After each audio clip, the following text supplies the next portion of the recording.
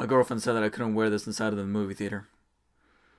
I tried, but I couldn't. But she did say I was gonna be able to wear it for my review, and that's exactly what I'm gonna do. Sadly, there's no strap to kind of keep it on my head, but still, I'm gonna be wearing it for my review of one of the most anticipated movies of the year, coming at a close as an early Christmas present for us here at the end of 2016. It is Rogue One, a Star Wars story, which is the first of the set of anthology films that Lucasfilm and Disney are putting together that are going to be released in between each actual trilogy-based film that's part of the brand new trilogy. And the first one is all about how a ragtag team of rebels banded together to steal the plans for the Death Star and expose its weaknesses for the rebellion to rise with the hope to overthrow the Empire. It's a story that was very ripe to be explored in a feature film that was set apart from a trilogy. Something I kind of wanted almost growing up when I was watching the prequels, and it was all about the Force, it was all about the lightsabers, it was all about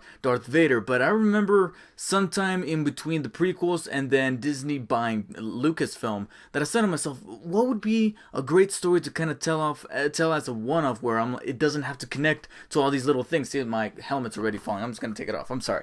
I'm just gonna take it off. I just can't do it. This story would be perfect because it would provide a film that has a different style than the other films, because the other films are supposed to be much more lighthearted. They're supposed to be the classic tale of good versus evil. Rogue One could be that movie that has the ability to put the term war in Star Wars. And I'm happy to say that the movie does an excellent job at that, with Gareth Edwards directing as well as writing, along with Tony Gilroy the script, in which they were able to utilize the galaxy of Star Wars and be able to use the planets that are provided to them, the planets as well as the mythology, but more importantly how the essence of there being a rebellion trying to overthrow an empire that's very totalitarian, and using that as a basis for war that has existed in real life, using it in a way where, yes, it is a struggle, it takes sacrifice, but at the same time with sacrifice comes victory. Oh my god, I'm crossing over to Transformers. Oh my god, that was a Transformers trailer before this, so that was bound to happen. But Gareth Edwards and Tony Gilroy knew how to handle that, and this movie pulls no punches. I was very surprised considering that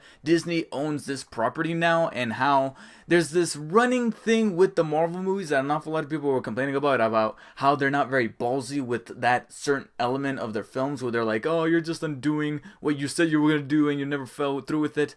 Rogue One falls through with it very, very, very hard, alright? It pulls no punches. It tackles this very dark corner of this aspect of the rebellion, where it's not just this tag of heroes that band together and crack jokes while vanquishing the bad guys. They've done things that are not necessarily the prettiest of things. We see this at the beginning of the movie, where the rebellion will not be afraid to get their hands dirty if it's going to service the rebellion and it's going to service an uprising against the Empire, where sometimes in order to win you need to play dirty. And I love that the movie was not afraid to show that, all the way up to its climax, where, oh my god, I'm just gonna say, without spoiling anything, that I was not expecting it to end the way it did. Now, for my personal taste, I did feel like it was just a tiny bit slow kind of getting us there. I felt like for the first 15-20 minutes the movie was just a tad bit slow, showing more about the environments rather than the characters, because trust me, these environments and the places that we go to that are mainly in harsher terrain, we don't really spend a whole lot of time in the outer space of the galaxy, but we do go into these environments and these terrain that are very unique, because most of it is inspired from the original trilogy. You got the OG stormtroopers as well as the imperial ships, as well as certain technology that you'll recognize from the original trilogy. But something that you didn't really catch a whole lot of glimpses of in the trailer, that hopefully I'm not spoiling too much here for you, but it being that it's a movie that takes place right before the original trilogy, but about 10, 15, maybe 20 years after the prequel trilogy just concluded, it does not necessarily ignore said prequel trilogy. There's certain references, whether they be visual or verbal, that cater to that prequel trilogy. So as much of a humongous non-fan as you are of those prequel movies that you probably hate at this point, they're still a part of the canon. They're still part of the universe, and this movie, much like Force Awakens it did in a couple of instances, doesn't necessarily ignore or shun those movies completely, especially this one since it takes place, since it's literally sandwiched right in the middle of those two trilogies. But then the movie definitely picked up a whole lot more once we get our team of heroes united to fight for the common cause of the rebellion, led by Felicity Jones as Jane Erso, Diego Luna, Donnie Yen, all of them. They were terrific. My only slight nitpick is something that's kind of non-existent, which is that we know enough about each character, but we don't know enough to kind of be biting at our nails later on when we are boots on the ground with them in the midst of war. I felt like we could have known just a bit more about our characters. We know enough, but I just kept thinking at the back of my mind, like, these characters are perfect for a TV show where, as we proceed through this like 10 episode miniseries, each episode would unveil a brand new detail about these characters to make us care more about them and kind of explore their relationships with each other, because some of these characters don't know each other very long. They like each other and they kind of form for said common cause, but they never form this bond that makes them want to sacrifice for their lives for each other. I never got that, but I still cared enough about them to be like, oh man, we're about to go into some harsh shit here, going into this climax where we know that they have to get those plans for the Death Star, and we know that the stakes are high. And those battle scenes that they find themselves in, especially that very last one, were amazing. The visual effects all across the board are amazing because Gareth Edwards knows how to handle scale. So when it comes to a war movie, especially when you're dealing with Star Destroyers and AT-ATs crawling all over the place, and you have to inflict this sense of a dominating force just bearing down upon this rebellion, especially when it services the story because you're supposed to show how this rebellion will rise up to overthrow the Empire, it's important to get that scale right, and the effects are outstanding. Except for one. There's one visual effect that has a reoccurring role in the movie. I'm not gonna mention any more than that, but I'm just gonna say it's very distracting. It's very weird. Every time it was on screen, I was like, oh, if it's gonna be looking like this, just don't do it. Don't do it. Get rid of this. It's weird. It's awkward. Please get out of my face. If you haven't seen the movie, once you see it, you'll know exactly what I'm talking about. It's very hard to miss. And while we're on the subject about missing things, there are a couple of Easter eggs for mostly the original trilogy, because this is going to be taking place that leads over to New Hope, but there's a couple little details that again tail back to not only the prequel trilogy but also just the Star Wars universe in general.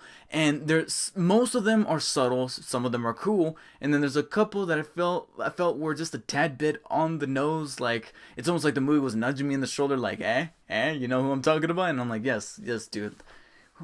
He was cool a second ago. What's up with him? Bottom line is that Rogue One is definitely the best way to convince people that this whole anthology thing that Disney has set up for the movies that are going to be coming out in between the main trilogy is actually a good one, and it's a good way to kind of give us our fix for Star Wars while we wait for the next adventures of Rey, Finn, and Poe, and Kylo Ren.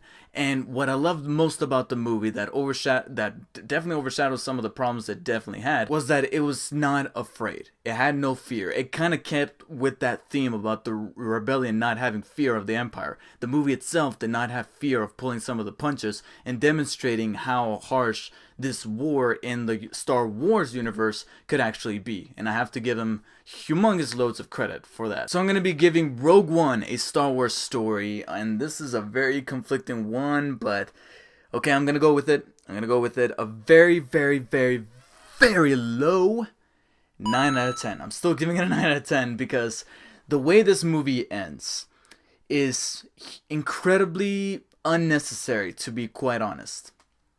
But I'm very glad it fucking happened because, oh my god, the way this movie ends. Not only does it follow that whole ballsy move that I was giving them credit for, but it ends in a very spectacular way that, again, wasn't tremendously needed to be in this movie. It really didn't, but it was visually amazing that I just couldn't help but just have fun with it. I was like, oh my god, that just happened.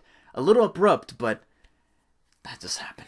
Wow. So, please let me know in the comments below what you guys thought of Rogue One, a Star Wars story if you have seen it, but please keep it spoiler free because this is a spoiler free review, and considering how much there is to kind of pick apart, I might be doing a spoiler discussion in the coming days, and it is in that one where you'll be able to talk about whatever the hell you guys want about this movie. Until then, however, please like and share this video, subscribe for any more videos including that spoiler discussion on Rogue One. Thank you guys for watching, and I'll see you guys next time. I'm just gonna put on my helmet just one more time to kind of channel Rick Moranis here. On my way home, I was surrounded by assholes.